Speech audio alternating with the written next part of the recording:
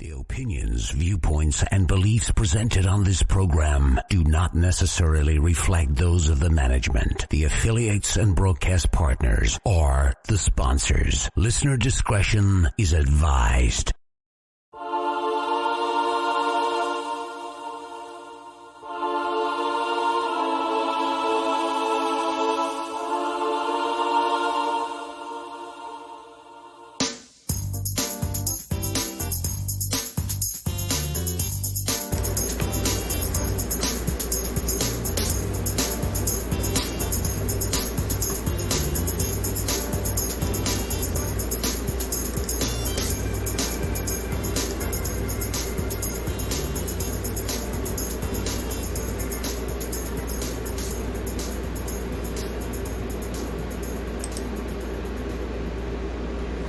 And hello everyone, and welcome to Mystical TV, brought to you by the Mystical Fair Lexington. We've taken the old Body and Spirit show, and I wasn't 100% happy with the way it was developing, and I decided to go, and for one thing, I used a black background. Everybody knows how I feel about black. So anyway, it's so overdone in the paranormal community. Everybody wears black. My guest tonight's wearing black. So I wanted to go with something a little lighter, so we went with Mystical TV with lots of turquoise and a white background. And because Mystical Fair is now the presenting sponsor of the show, we thought it would be a good time to make the transition over. Plus, by calling it TV, people will know when I invite them on the show that they're going to be on camera. Now, my guest tonight is Mr. Steve Smith. You know him from the Spirit Mechanics fame. He's been on my show so many times I don't even know. Been on all of them at least once. Now, the key being, he's always had his crew with him. Sometimes 4 or 5, sometimes just him and Brian. But tonight, he is flying solo, everyone. He is flying solo tonight. So, how do you think that's going to work for you, Steve? We're going to find out. Now, everybody, if you don't know my background, it's for the last... God, Steve, it's been almost 2 years now, probably. My go-to spiritual consultants, because they speak the same language I do and drop the F-bomb a lot, have been the Spirit Mechanics. So we folded them into the show as much as we can, because they come from various backgrounds, but they always seem to have, whatever I want to talk about, somebody in the group has some good input on it. And so tonight, I decided something that I don't see brought up a lot, at least in the typical paranormal podcast fair, is meditation. I bring it up from every now and then. A lot of times when I'm talking to a psychic, they'll say, that's a go-to answer for how to develop your third eye, your psychic ability. Meditate. Well, people like me, we suck at meditation. The world is so busy. But I wanted to bring Steve on tonight and talk a little bit about meditation. Now, if you read the blurb on Facebook, I included prayer in that. Because to me, depending on your theological background, meditation and prayer are really the same thing. Two sides of the same coin, or different words, six of one, half dozen of the other. And then also positive attraction. I said attraction, but really what I'm talking about is positive attraction. In that, using meditation to enhance your life in one way or the other. Steve, buddy, how you been? I got a little thinner since the last time you saw me, but a little thinner, a little hairier, and not the same otherwise. Well, was that indirectly because of the bad tarot card reading that I gave you down in Louisville? It could have been. I'm not going to tell any. I'm not going to give away the reading, everyone. But I will tell you, the cards were so obvious when as far as the question that he asked me. The cards. His deck was mean. It was. Yeah. We're sitting here talking about the stream tonight on positivity, and I just want to get this out of the way. Your deck is an asshole. The deck's not an asshole. My spirit guides are. At least two of them. Maybe three. Maybe three. No, tough love's not a bad thing. It's important. They asked me to, actually, I think the problem is somehow, the audio was a little off kilter there, and I think it's because, I think mine got boosted and the guest audio was a little soft. So we've kind of leveled those out a little bit. We'll see if that helps. Okay. Can y'all hear me any better? Or? I can hear you fine. It's in the chat room that they're complaining about it, so who the hell knows? Okay. But so we'll see how that works. But yeah, you're coming in loud and clear here. We move a little bit closer, get a little bit more intimate. How's that? First of all, meditation. Okay, as doing what you do, being in the metaphysical world all the time, doing the spirit mechanics things, working these cases. You personally, Steve. First of all, do you meditate daily, or is it sporadic? What is your meditation? Truthfully, I use music to go into what is referred to as lucid meditation. Basically, it's what Eastern philosophies would call a Zen state. So it's a period where you're able to actually allow thoughts to enter your mind and then be released. You're able to process them as they're supposed to be processed, as opposed to doing what we typically do and just kind of holding on to them until we go stir crazy. But that's what I do. Is I'll actually listen to specific stylings of music depending on the answers I'm needing or the energetic state I'm needing. The vibrational tones of the music actually work with me so that I can physically match them and achieve the goal that I need. But that's the way that I do it. And yeah, it's basically every morning. When I get up, I'll actually turn a playlist on of some kind, different genres of music depending on what the day needs, and I'll drink my coffee. And by the time the caffeine hits, I'm good to go. And I definitely know when I don't do it. You know, it's a pretty obvious change in me. Now,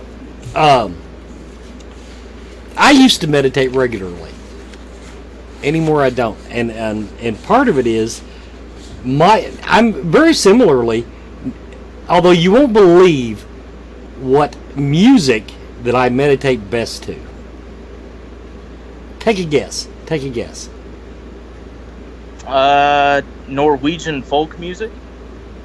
No, but probably closer than most people would have guessed. Indian drums. Native American drumming. I'm not saying it's an unusual thing to meditate to, but I'm just saying people that know me wouldn't think. But I tried everything. I went through the YouTube videos where people, playing the all the tones and all that creepy background music, and I tried other types of music. But honestly, when I really want to get down and meditate about something, and it's hard to find good Indian drum music. Because they always want to throw a damn flute in there, and I don't want any damn flute. I want drums. I like the beat of the drums. It calms me. It kind of focuses me. Maybe that's why I don't like the flute in it. To me, I want to be able to concentrate on something. Now, when you meditate, do you ever use I know one thing that's been brought up to me that I have really good luck with when I do it is using a focal object. Does the music act as your focal object? Just going into a little bit of background for those who don't know me, I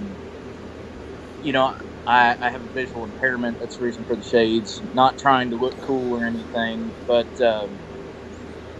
that's the way that I've always actually been able to see the world itself, is through physical vibration. So when I listen to music, I'm able to actually fully see, quote unquote, everything that's around me. And it's easier for me to pick out what I need from a musical score. So if I'm listening to something classical, I'll drone everything out but the cellos. Or the violas or, the horn section. It depends on which vibration I need. Everything else fades away, and that's all I hear. But if I am actually going into, we'll say, like a ritual or a ceremonial practice, something that actually requires specific focus, I've used a stone before. I have specific stones that I use for certain things. And I've used a stone before. I've held on to a medallion and used it like a worry stone. Mm-hmm. Actually feeling the texture and following the grooves allowed me to actually focus on it instead of everything else. It really just depends on where you're wanting to go and how intent you really need to be. But I know a lot of people have success with those kinds of focal tools. It's sort of, you brought up prayer. It's sort of the same reason why people use rosary beads or mala beads or prayer beads. It's the same thing. They move the bead as they pray or they chant. It's a means of staying grounded. It's also a means of staying connected to that thought. While I am doing this, this is my mindset. While I'm doing this, this is what will happen.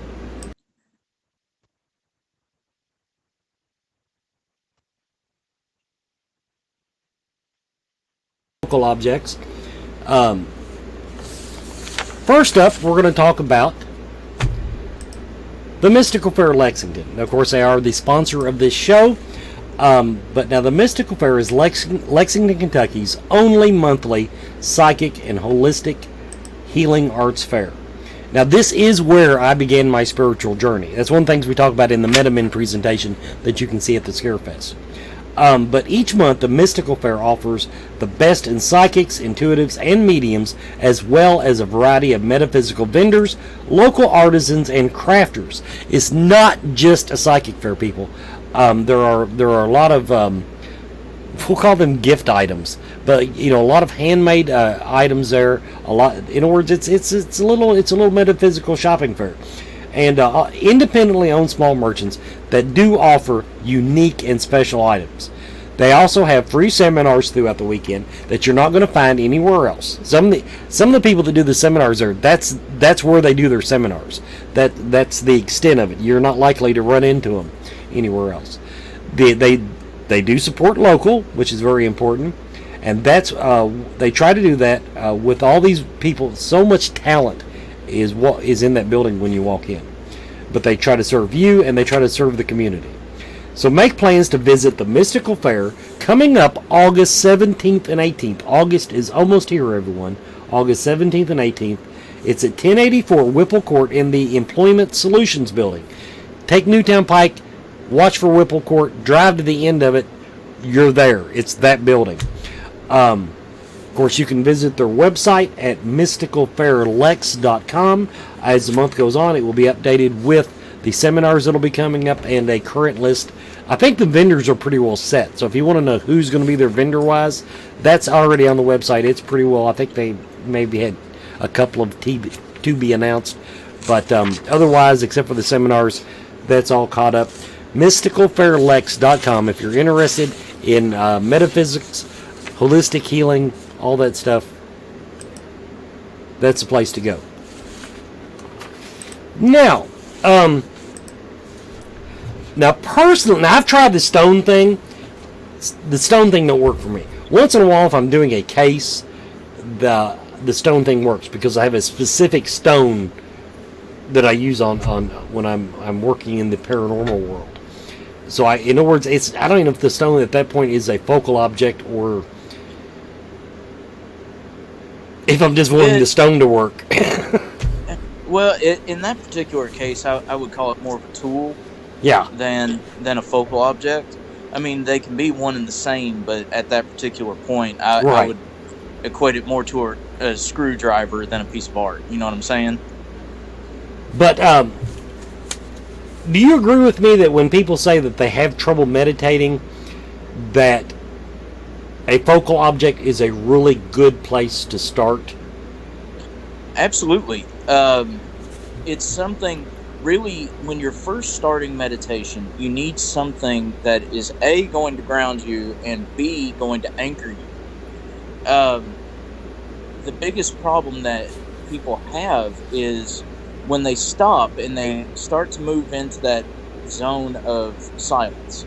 Even though things are happening and you're still hearing things inside, you're working towards a peace, you're working towards that silence. And when they start to get that, there is that brief moment of panic. And it skews everything. Everything goes into chaos.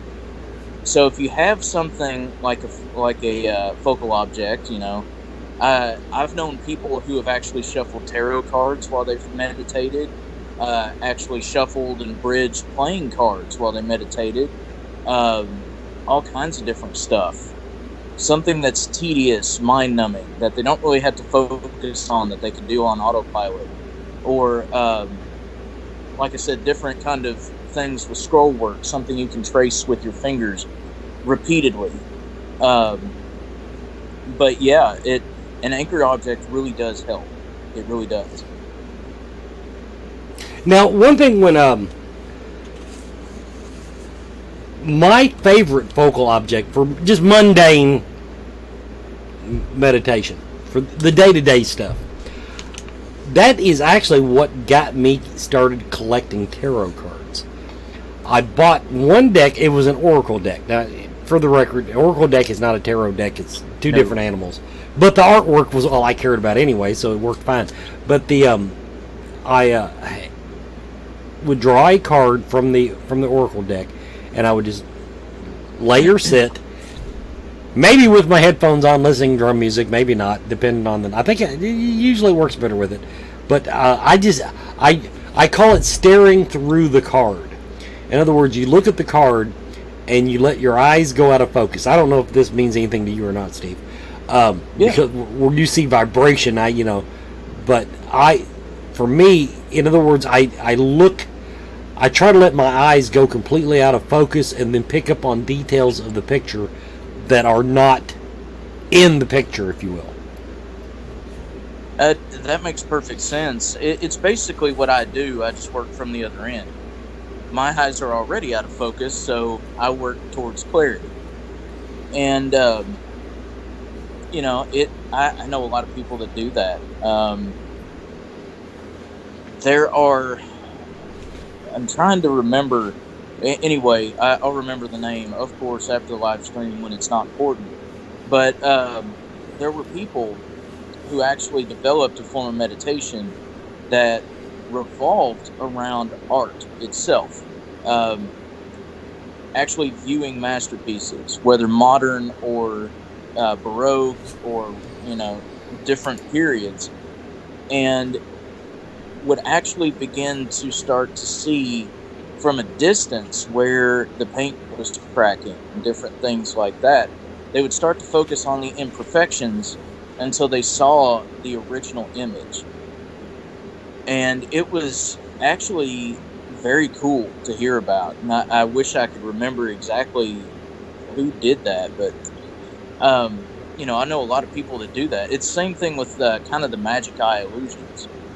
You're literally doing the same thing.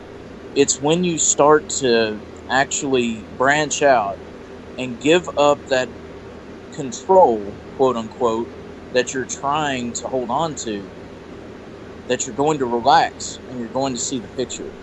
It's the reason why when you're looking at those magic eye things, if you're staring too intently at it, you're not going to see it. Yeah, because you're focusing on it instead of, like I said, beyond it. Exactly. Go ahead. Well, what I want to ask you now, you said that now you meditate daily. God, yes. I wish I could get back to doing that. Maybe that's what's wrong with me right now. Maybe I need to slow down a little bit and do that. And you said that if you do, when you meditate, Steve, now what do you meditate about? I mean, now we're not talking about a case. When we're talking about your day-to-day, mundane meditations, that, as you put it at the beginning of the show, you know when you don't do it. Yeah.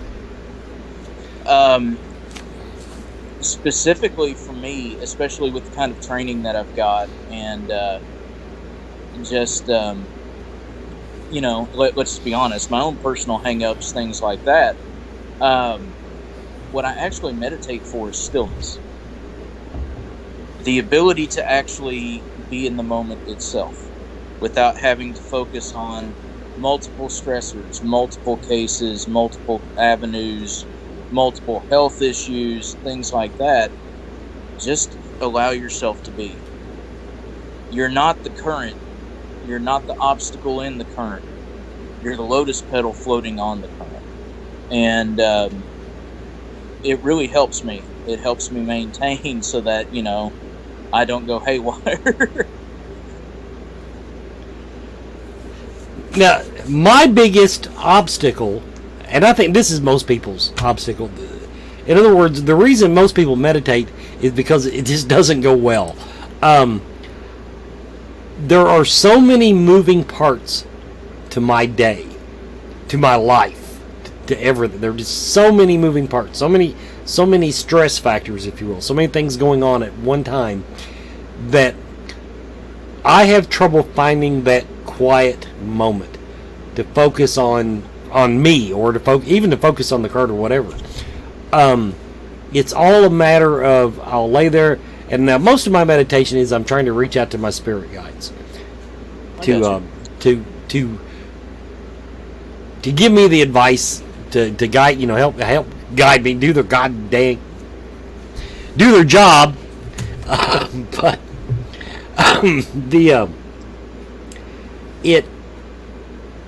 I'll get into the moment, and then all of a sudden I wonder if we're out of coffee. Right. Yeah. Is a dog eating my Sunday shoes? What's that noise? That type of thing. For those of us who have that problem, do you have any insights on what we can do to quiet our mind? For one, and this is just my opinion, of course, but through my experience and working with others and the different types of research that I've done, the goal is not really to actually quiet your mind. Everybody talks about quieting your mind and clearing your mind. That is literally humanly impossible. It's not something that's actually going to occur. The goal is to actually process things as they should be. One of my favorite quote-unquote philosophers, who is actually not necessarily a philosopher, but a lot of people see him that way, is Musashi Miyamoto. And in his book of 5 Rings, he talks about a state of mind that is actually referred to as no-thingness. So it's nothingness, but the thing is set apart. And the idea here is achieving a state where you're not focused on the object itself.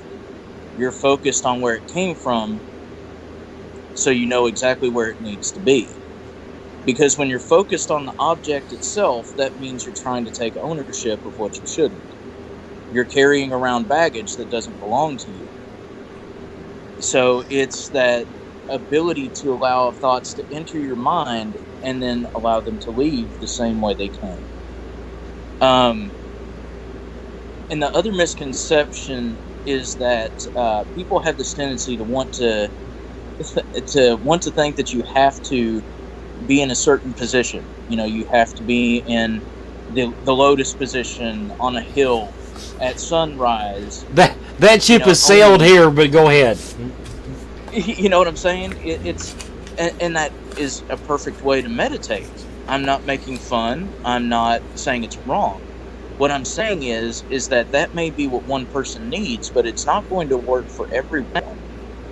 Meditation is finding that ability to be completely at peace. So when you're driving in the car and all of a sudden you go on autopilot, you know where you're going, you know how you're going to get there, you've driven this way a million times, Your mind goes blank and you finally relax. That's meditation. That's nothingness. That is you allowing things to be. That's allowing yourself to be. And it's perfect. It's a beautiful moment. It's you doing what you're supposed to do without another worry. And you're finally at a point of contentment instead of just complacency. That's the reason why I say, there's different types of meditation.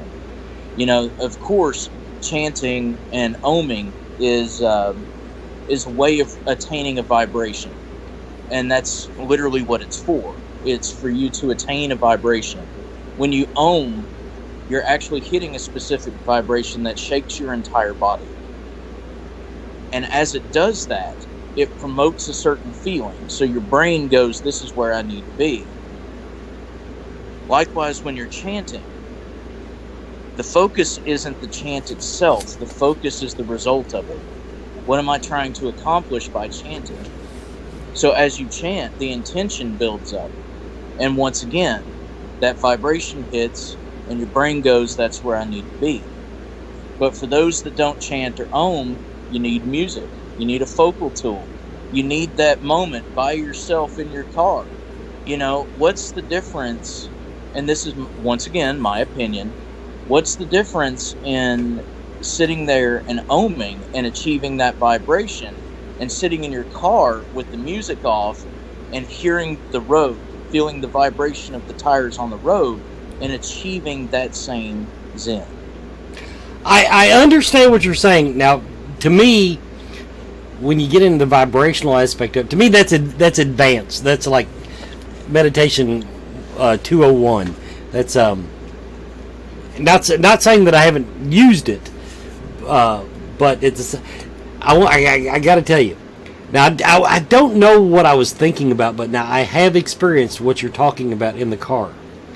And and I've had a lot of people tell me, said you should just meditate while you're doing your day-to-day stuff, your mundane stuff, use that time to meditate but I'm going to tell you, I was on New Circle Road and I don't know what I was thinking about, but I did what you said. I kind of got into the moment, and a mile and a half later, taking the exit ramp that I was supposed to. I mean, I wasn't asleep at the wheel, people, but I want to tell you, it unnerved me that I had the last several miles of the trip that I was on, I had no recollection of that, and I found that just a little bit unnerving. And hopefully the meditation was good, but so I'm going to throw that out there. So in other words, this man's a car wreck tomorrow, chanting in their car. You didn't. Don't. I have warned you. Right. But well, okay, we're at the half-hour mark. We're going to go ahead and take our next commercial break, everybody. We'll be right back.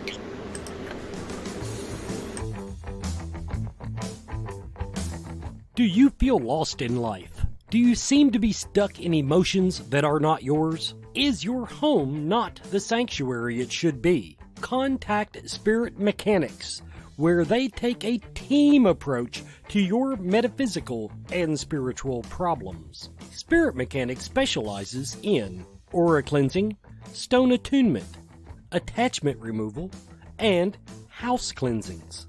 Spirit Mechanics tailors their approach to your individual spiritual path and needs. Find them every month at Lexington, Kentucky's Mystical Fair, mysticalfairlex.com, or on Facebook by searching Spirit Mechanics, that's MECHANIX. Spirit Mechanics, for your spiritual health and well-being.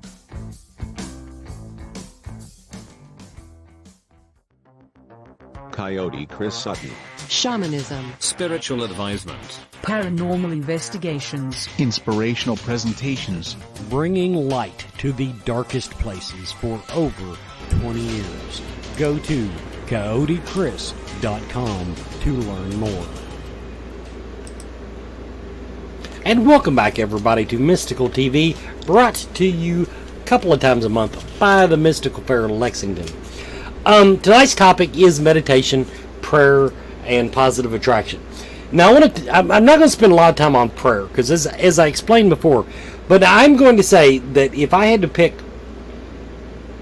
one fault of modern religion, I think one, and maybe it's not even a fault of the religion, but I don't think that people are taught all the time in church how to, I want to say how to pray, but to me, they're not taught to use prayer, i.e. meditation, to make that personal connection with Spirit, with God. That's exactly right. That's exactly what I was about to say, to be honest. And that is the honest to God goal, no pun intended. That's the goal of prayer in the first place. It's to achieve a state of contentment and peace, within yourself, but it's also for you to be able to have a relationship with, insert name of the divine here. It is literally you opening up a line of communication. So it becomes this big process. It becomes this big show when it really doesn't need to. God in any form is omnipresent. It's a beautiful situation. You can talk to God just like I'm talking to you. And truthfully, and this is coming from a Methodist minister, by the way, truthfully, I speak to God in this fashion. If He is my Father, then I approach Him as a father. If He is my friend, then I approach Him as a friend. I'm not going to sit there and go through the paces when they're not necessary. And it's a wonderful thing when a prayer actually connects. And when I'm talking about this, I'm not talking about answered prayers or unanswered prayers. I'm talking about that actual connection. When you actually feel the divine pick up the phone and go, "What's up, man?" It's beautiful. It's amazing. And you're right. I don't think that most modern religions really focus on that connection. They don't focus on that spiritual connection. It's more of a, here's a laundry list of the things that I need. Please help me. It's a crisis, but I'm going to leave you out of my life for the rest of the time. The reason I brought that up the way I did, I'm fairly sure in the back alleys of Facebook that I am considered a heathen by so many people. But I wanted to bring that out to explain that you can also use the meditation techniques that we're talking about, not just for these holistic metaphysical things and life improvement, or whatever you want to meditate about, but the same meditation techniques we're talking about tonight work for the good old Judeo-Christian God, or whatever entity it is that you worship. Absolutely. We were talking about rosaries and prayer beads, mala beads, different things like that. And, crucifixes, lighting candles, lighting incense, being in the moment. These things are the same thing as using any of the focal tool. It's the same thing as using the stone or the tarot cards. And it produces the same state. It all comes from the same spot. Meditation leads you to the same thing. It's just, are you going to be, actually speaking directly to God in your form, or are you going to be just feeling for God? And that's kind of the one. To me, that's the difference between prayer and meditation. And that's just personal opinion. Meditation is to actually feel the presence of God and know that He is there. Whereas prayer is to actually open up communication and speak directly. Like I said, that's just my 2 cents. I do. We have a really good question from the chat room, and I'm going to answer part of it. We'll both answer it. But okay. Laura Wilcutt, good old friend from one of the first her husband was one of the first people I met in the paranormal field. Have you ever been concerned that when someone says they will pray for you, that because you don't know their motives for praying? And then she goes on to say, prayer should, in her opinion, be about opening the connection to the divine, as we're talking about. I don't worry about other people's motives for praying for me. If they want to pray for my soul, more power to them. If they want to pray that I'm less of a dick, whatever. I don't worry about other people's motivation. Now, the one thing, and this is kind of a running joke on Facebook, every time something happens, people say prayers, Right. My problem with that is not that people say that. I always wonder when I see them say that, do they follow through? Do they actually pray? Do they meditate on that? In other words, is that just something to make people feel better on Facebook, or is that something that they actually do? Now, I personally, very rarely, I won't say never, very rarely do I say, that something like that, because I know how scatterbrained I am, and I don't want to lie that I'm going to pray for you and then, not do it. Right. And I'm pretty much the same way. If someone says that they're going to pray for me, regardless of what the intention is, like Wes said, if it's an attitude adjustment that I may need, and let's just be honest, I may need one. But if it's an attitude adjustment that I may need, or if it's an actual concern, if I'm laid up in the hospital or something else, I see that as that person at least taking the time to acknowledge the fact that I need something, that I need help, or I'm hurting, or, there's a level of compassion that comes from that. Now, with things like, when you just say it in passing, kind of like what Wes was talking about, when you just say it in passing, like on a Facebook post, it's like, well, prayers are with you. You can look at any horrible post, and I'm not making light of situations, but you can look at any sad or horrible post, and you see hundreds of people. I'm praying for you. Prayers, prayers, prayers. Thoughts and prayers. Prayers, prayers, prayers, prayers. And it's like this is something that's actually in psychology. It's pretty much rule of three, but it works with words.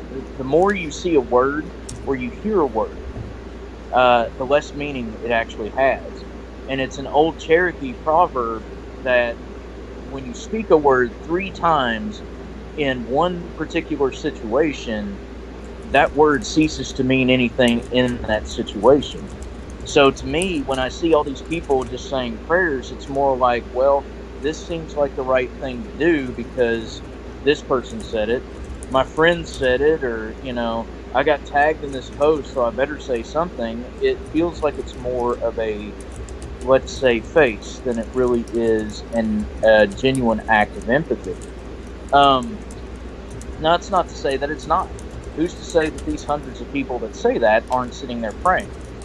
But let's just look at it objectively. There's something to be said.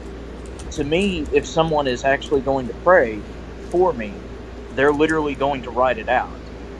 Look, I'm going to be praying for you. This situation sucks. There's going to be more to it than just a word. A word is meaningless without actions behind it. So, Now, I need to take a side street here. You brought up something interesting, the rule of 3. Mm-hmm. There's more than one rule of 3, obviously, because absolutely. Because now I've been told that when you meditate because you want something, you have to repeat it at least 3 times. Right. But oddly enough, Zig Ziglar taught me this. Everybody, there's a name from the past. as a salesman, if you're going door to door selling vacuums, been there, done that. The customer will tell you 3 times no before they say yes. Your job as a salesman is not to sell the product. Your job as a salesman is to go ahead. First job is to get those no's out of the way, so then you can get the yes. So I'm conflicted on the rule of 3 there. Well, it all works the same way. The rule of 3 is interconnected. It's only one rule, and the reason why is it all works through intention. Intention is what guides everything. When you say it the first time, that brings it into reality. When we speak words, they become real. So the first time makes it a real situation. The second time actually begins to make it a real situation, not just because you said it, but because you said it again. That makes it real to you. When you say it a third time, that makes it real to everything else. And it's that way with any kind of metaphysics. It's that way with meditation. It's that way with psychology. It's the same reason why you can ask a person that you may find lying the same question, but you ask it in a different way. Are you lying to me? So was this a lie? Are you sure you're telling me the truth? And by the third time, you always get the response that's true. It's because you're sending out that particular vibration of, guess what? I know you're bullshit. You need to be honest with me. And that kind of goes in with what your friend was talking about with selling vacuums. No, okay, that's fine, but hear me out on this. Well, not really. Okay, well, that's cool too. Well, hear me out on this. No, I don't think so. All right, but before I go, well, maybe. Right. Yeah, why not? And the reason why I say it works with meditation and prayer is that's literally what you're doing. That is literally what you're doing. There's a reason why people talk about vibration so much when it comes to meditation and prayer is in prayer there's always the 3 anyway. Whether it's Judeo-Christian, whether it's Norse, whether it's Egyptian, it doesn't matter what faith, there's always 3. The true quote-unquote representation of God is always in some form of 3. So what you're doing is you're appealing to each one of those. Well, if you're meditating, you're actually appealing to all 3 of those versions of yourself. Mind, body, spirit. Father, Son, Holy Spirit. It's the same situation. It all boils down to intention. The more it's repeated, the more it's done, the more effective it is. Now, one more thing I wanted to add to the tail end of that, the scenario where you don't know their motivation. I want to add to that, if they are sincere, we're going to just use an example here. This might not be what she was specifically talking about, but let's assume somebody says, I'm going to pray for your soul. Because they think you're doing something wrong, because you're gay and they don't think you should be gay, because you're whatever and they don't think you should be doing that. Here's the way I see it. If they have they say that they're not going to pray for your soul. They don't give a rat's ass about your soul. But let's say they do pray. If they're right, then it's the best thing for you, no matter what their motivation. But if they're wrong, but they do have a true connection to the divine, now this is something Bill Bean talks about a lot. Yeah. Discernment. If you have a true connection to God, you will know the right and wrong answers, no matter what you have been told.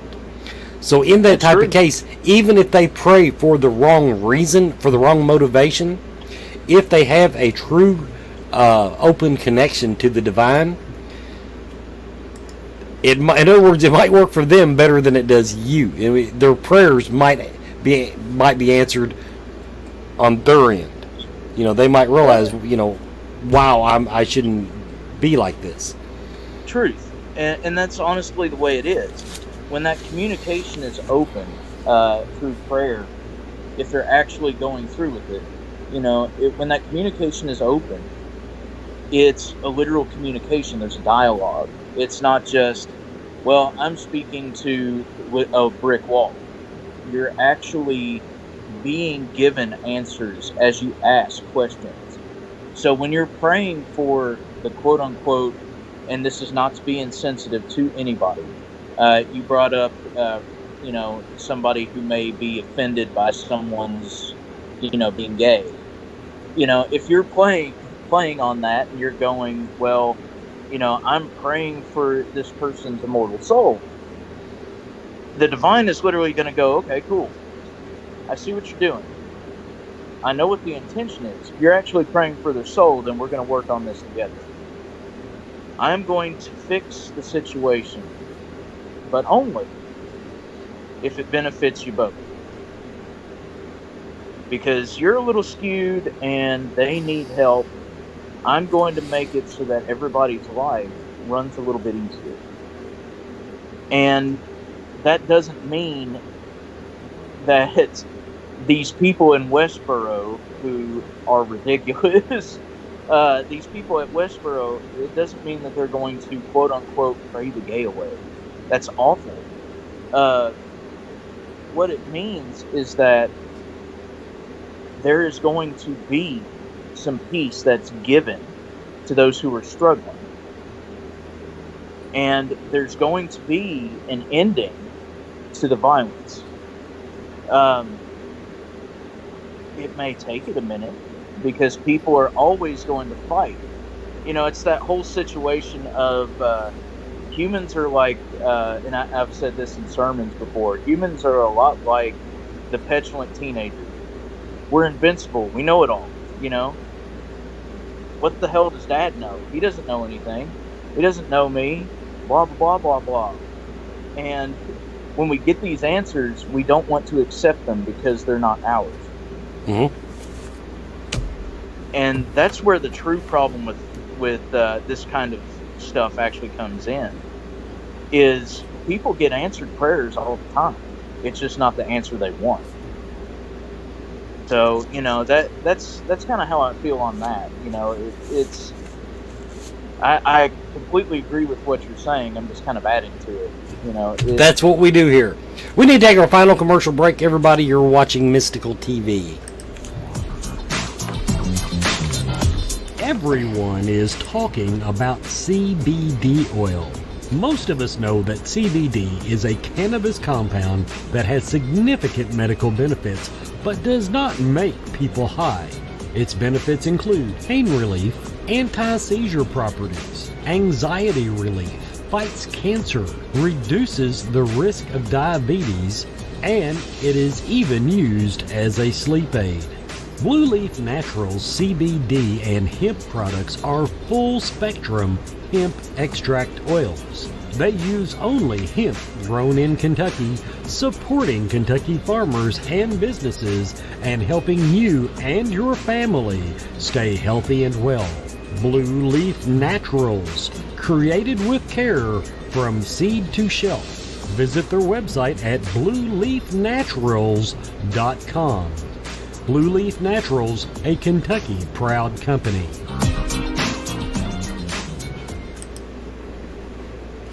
Now, everyone, if you watch any of my shows for the last, I've known them at least a year, you've heard me talk about probably heard me talk to Mark James, but Mark and Shelley James of Akashic Awareness of Elizabethtown, Kentucky. Akashic Awareness is a metaphysical healing and learning center. It's unlike any other in Kentucky. They have a large selection of crystals, gems, and minerals right when you walk in the door, and from that point onward, the journey is all yours. They offer They offer a great selection of metaphysical tools, state-of-the-art healing classes and lectures, and it's a place that is devoid of judgment. Everyone is welcome. All belief systems are welcome. It's all about finding yourself, because that, as they say, your truth does not equate to someone else's truth. Akashic Awareness is open Tuesday through Saturday, noon until 6:30. On Fridays and Saturdays, they're open until 7. Visit their website for a current calendar of their almost daily special events and guests at AkashicAwareness.com. It's on your screen now, AkashicAwareness.com. And while you're there, be sure to join their email list to stay current on everything going on. Akashic Awareness, that's at 328 Sycamore Street in E-Town, Kentucky. Back to my guest for our final segment, Mr. Steve Smith. Now, we've covered the basics. Now, I do want to, because I blurbed it, I want to talk about what meditation can be used for, what it can do to improve our lives. Okay. Well, that all depends, and this is going to be a very cliche answer. Like, honestly, it's going to be very cliche. It's going to sound vague, but, we're going to talk about it a little bit as quickly as I can.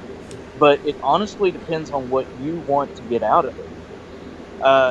Meditation is basically a focal point for your intentions for your life. If you meditate on finding answers that you're seeking, you're going to be given what you need in order to find those answers. See, a lot of people will sit there and they're like, well, I got these weird images, or I got told that I was supposed to go and read these kinds of books or whatever, but I wanted an answer. Well, you're being given an answer. This is where you find it, so go find it. It's not necessarily an end-all, be-all. Now, if you're looking to use meditation to help out with physical ailments, it actually can.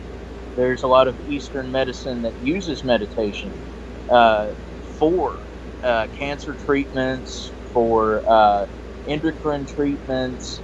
It's actually a major practice. There's probably at least one or two people watching that do yoga. Meditation is a very big part of yoga, and it allows you to actually focus on what your body needs, on what your body tells you, so that you know exactly how to approach exercise, so you know how to approach what you need to eat and how you need to focus.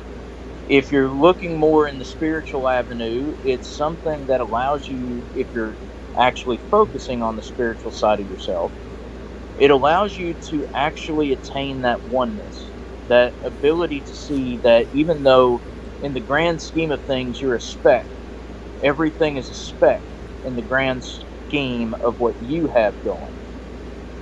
It's that whole Eastern concept and even Western concept in philosophy of everything is nothing and nothing is everything. It all boils down to one singular moment, a choice. And it gives you that peace of mind, that ability to go, okay, that really doesn't concern me. I don't know why I involve myself in it. Or this is something that I really needed to be doing that I've been putting on hold for something else. And, well, maybe I should probably pick this back up because I was healthier up here when I did this more often. And that kind of leads to the last part of it. Meditation actually helps solve traumas. There are actual therapists, counselors, even psychiatrists that will actually prescribe meditation, especially to those who suffer from PTSD or acute anxiety disorder or anger disorders. It's actually prescribed. It's able to allow your mind to rest so that you can actually see a situation for what it truly is. It takes the emotion out of the situation, so everything is, pretty much able to be objectively looked at. Because once you can see all the components of a situation, you're able to actually go, oh, well, that's the reason.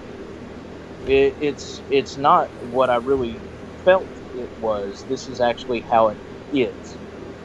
So, I mean, it's multi-branching. It's multifaceted. You can use meditation for a number of different things. Even to actually, the extent I use meditation, especially if I'm working with clients, I'll use it for astral projection, distance healing works. As we covered, you can use meditation and prayer because they're basically the same thing.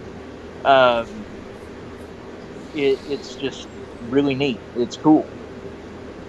And it's something that we all should do more of, I have no doubt, and especially me, being the mess of stress that I am. Everybody, now this has been Mystical TV. One thing before I let everybody go, I forgot to plug in the other show, so I'm going to plug it really good now. August 23rd and 25th, 2019, I will be at Bubba Fest. I will be at the Knoxville Convention Center in Knoxville, Tennessee. And if I can sneak away, I want to go to Gatlinburg. But anyway, Bubba Fest. I will be there. I'll have Scarefest. I'll be representing for merchandise. So don't look for my name. Look for the Scarefest booth. But I'll have Scarefest merchandise. We're going to give away some passes to Scarefest for Scarefest Radio. We're going to give some away. And I can tell you, I only give them away at cons for really outstanding cosplay. So if you think you're going to get, now Layla's going to be there. I don't know what her motivation is. Me, you got to impress me to get a 3-day pass out of me. And I love good cosplay. And the other thing, of course, is I will be doing, to pay my bar tab, really bad tarot. I will be giving really bad tarot card readings for about probably $5 a pop. And it is what it is, people. So that's tonight's show. We've talked about prayer, meditation, and a little bit of mental healing there. I hope everybody enjoyed the show. And keep your eye out for the next Mystical TV coming up in a couple of weeks. Thanks, everybody, for watching.